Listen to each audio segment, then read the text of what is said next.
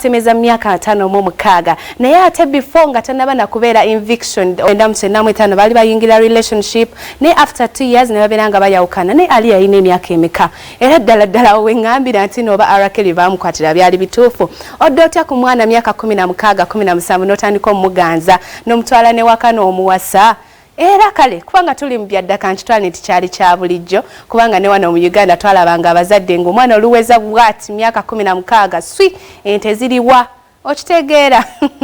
nze mwinti wenkitutte naye ate mukwano gwange omukyalo Nalia yali muzanyi wa movies era yatuzanyira nnyingi nnyo nnyini ddala nabeera nga kuyimbira n'obuyimba obwakabi kibi nnyo kibi ddala ntino yatufaako mu plane crash ate mu mwaka gwa 2002 ng'ayina emyaka 22 egy'obukulu yafuna plane crash nabeera nga ate munanga asaanawo talent ng'eyo teddizibwawo era singa abadde waali yandibadde avuganya n'abayimbi nga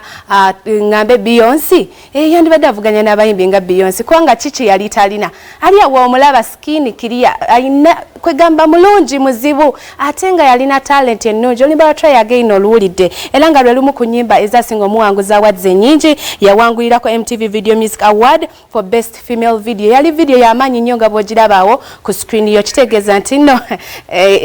video yali yakabi yalimu n'omuzanyi wa movies gwe tumanyi owakabi Gently kwegamba gwe yakozesa kale ku myaka egyo omwana oyo n'abeera ng'asobola okutuukirira abantu abanene ab'amaanyi ng'oyo kitegeeza yali talent nnene nnyo gye twafiirwa tuzze tuviibwako abantu bangi abalina talents ez'enjawulo Tupac yatufaako ng'alina emyaka mito nnyo nnyini ddala 25 mu 1996 ate munnange ne tubeera nga tuviirwako ne Notorious B.I.G naye yatuvaako ng'akyali muto ddala kale ne tusanga ne John Lennon eyali mu Beatles nga bakuyimbidde obuyimba obuseneekerevu bungi nnyo nnyini ddala yakubwa amasasi naye n'abeera ng'atuva ku maaso banaye ebintu bikola bitya naye ndowooza gwali mulembe gwabwe abaatufaako nga bakyalina talents baali bangi wano tuzze tulaba Michael Jackson naye yagenda tulabyeko Whitney Houston naye mukama n'amutwala kale kwegamba ebintu bya mukama byewuunyisa neffe tekitulemesa kunyumirwa bulamu program kiri kitya mikwano komyo tubeere nga tetunyumirwa